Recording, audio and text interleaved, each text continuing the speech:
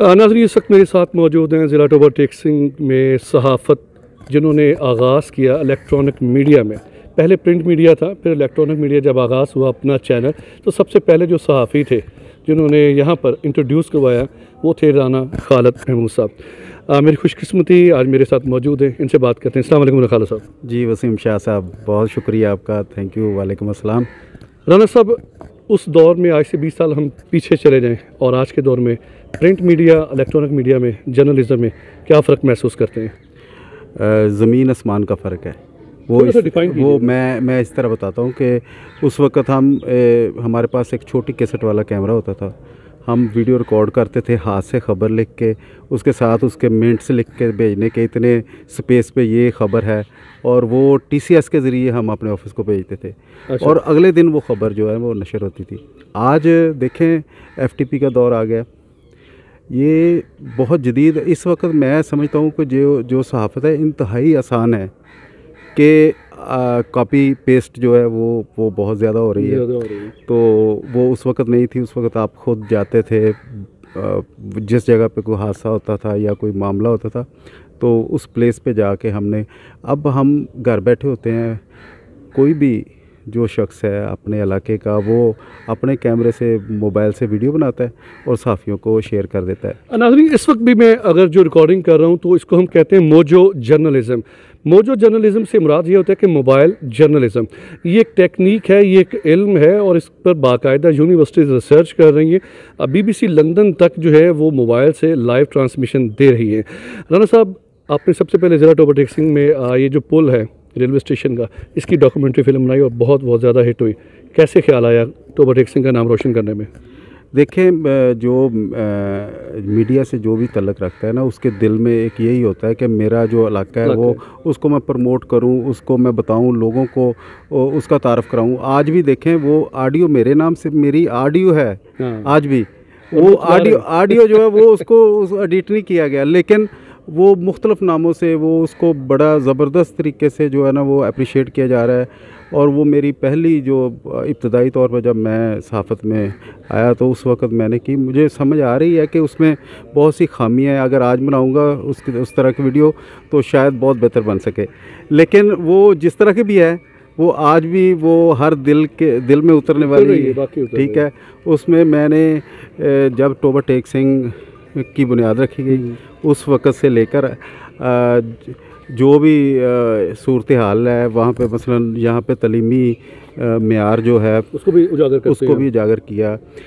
खेलों के मैदान जो हैं, देखें टोबा टेक सिंह पूरे पाकिस्तान में नहीं पूरी दुनिया में इस नाम से पहचाना जाता है। हॉकी जो खेल पुराना हो चुका है, अब शायद पता नहीं किधर चला गया उसमें टोबा टेक सिंह का एक बड़ा नाम है। गोजरा के खिलाड़ी जो हैं वो आज भी देखें टोबा टेक सिंह में जो इंटरनेशनल तौर पे जो खेले जाने वाले खिलाड़ी हैं पाकिस्तान के, उसमें टोबा टेक सिंह के बहुत से बच्चे शामिल हैं।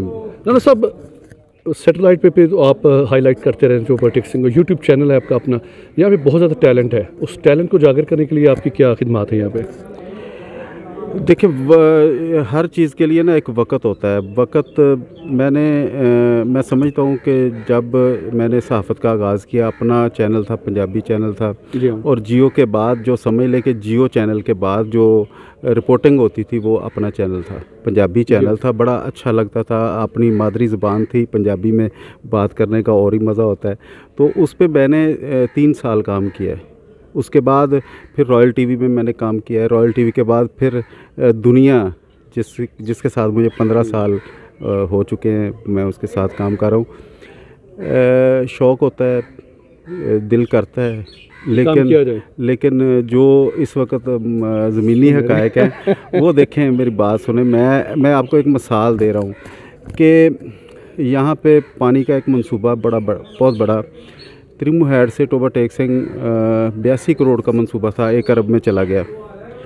तो मैंने सबसे पहले उसको हाईलाइट किया।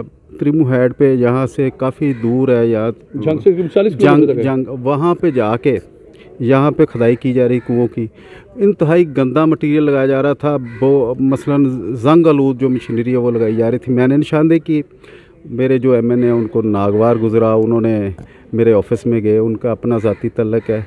एक और नुमाइंदा जो है वो इसी वजह से टोबा टेक सिंह में दुनिया के 2 नुमाइंदे हुए। तो मैं समझता हूँ कि सहाफ़त करना इतना आसान काम नहीं है जितना लोग समझते हैं। आज अगर हम ये देखें कि हज़ारों साहब, मैं कदर कलामी माफ़ी चाहता हूँ। पिछले 15-20 साल से मैं देख रहा हूँ शोरकोट रोड है, इस पे 3 बार के MNA जुनेद अनवार साहब अभी भी MNA हैं, नून लीग से उनका ताल्लुक़ है। उनके दौर में डॉक्टर शफाकुर रहमान वज़ीर भी रहे। उसके बाद आ जाती है मोहतरमा नीलम जब्बार साहिबा, फिर आ जाते हैं अमजद अली जावेद साहब, मौजूदा तहरीक इंसाफ के सईद अहमद सईदी साहब। लेकिन बचपन से लेकर 42 साल की उम्र तक शोरकोट रोड वैसे का वैसा ही है। कहते हैं जिसने खाना हज़म करना हो वो बाइक पे बैठे शोरकोट रोड पे चला जाए, अभी तक वैसे है। क्या मसले मसाइल हैं, क्यों नहीं बनता वो? ये देखिए, मैं यही अफसोस होता है कि वहाँ ये गुज़र गया है MNA की भी, MPA की भी। और देखे नीलम जब्बार जिसका मेन ऑफिस जो है वो भी उसी रोड पे है। तो ये हमारी बदकिस्मती है कि किसी ने भी उस पर तवज्जो नहीं की। आज सईद अहमद सईदी साहब जो है वो फ़ंड लगा रहे हैं और उम्मीद है कि उनके इस दौर में ये कंप्लीट होगा। ठीक है, वो कहते हैं कि फ़ंड की कमी है। MPA से बात होती है सईदी साहब से, वो कहते हैं फ़ंड की कमी। अब वो कह रहे हैं कि मंजूर करवा लिया मैंने फ़ंड और इंशाल्लाह 1-2 हफ़्ते में इस पे काम शुरू हो जाएगा। पैवस्तर शजर से उम्मीदें बहार रख, या इधर रख या उधर रख, ये 2 हफ्ते की बात की है। ख्वाब देखने पे कोई पाबंदी नहीं है, ख्वाब दिखाने चाहिए। मज़ीद बात, आखिरी बात आपसे करूँगा, मौजूदा जो जर्नलिज्म है टोबा टेक सिंह की, इस हवाले से कोई भी नया DPO DCO आता है, डिप्टी कमिश्नर, अब ओहदा चेंज कर दिया गया, पिछले वाला शुरू कर दिया गया, तो हमारे जो मुकामी सहाफ़ी हैं वो सबसे पहले सलामियाँ करने जाते हैं। आया कि सहाफ़त को सरकार का ग़ुलाम होना चाहिए, सरकार के साथ राब्ते होने चाहिए, लेकिन ये नहीं होना चाहिए। ये मेरी प्रेडिक्शन है, बेशक इससे आप लोग इख्तलाफ भी कर सकते हैं, सलामियाँ करना ज़रूरी है।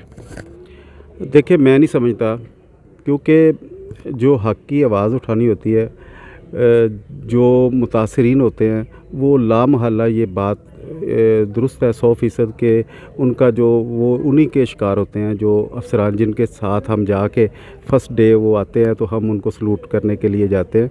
हमारे सहाफ़ी भाई जो है ना, उन्होंने अपना वक़ार ख़ुद जो है वो डाउन किया, खो दिया है।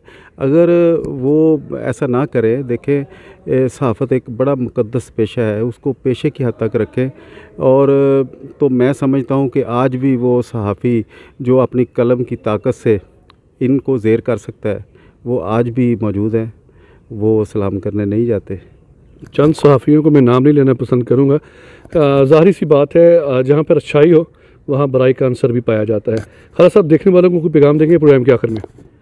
जी, मैं सिर्फ़ अपने जो सहाफ़ी भाई हैं उनको कहूँगा कि आज हमारी फ़ील्ड में ऐसे लोग आ गए हैं जो 10,000, 20,000, 50,000 रुपये का कार्ड लेके वो इस पेशे को बदनाम कर रहे हैं। और इसकी आड़ में जो है वो बहुत सारे ऐसे जराइम में मुलव्वस हैं। जब वो बेनकाब होते हैं तो शर्मिंदगी होती है, सहाफ़त का नाम बदनाम होता है। तो मैं अपने उन सीनियर सहाफ़ियों को ये आज पैगाम देना चाहूँगा कि उन सहाफ़ियों से हम अपने आप को दूर रखें, ताकि जो हमारा पेशा है मुक़द्दस, इस पे दाग ना लगे। बहुत शुक्रिया राना साहब, इंशाल्लाह मुस्तकबिल में इनसे बात होती रहेगी। कैमरामैन शाहनवाज के साथ वसीम हाशमी, टोबा टेक सिंह, 1 पाकिस्तान।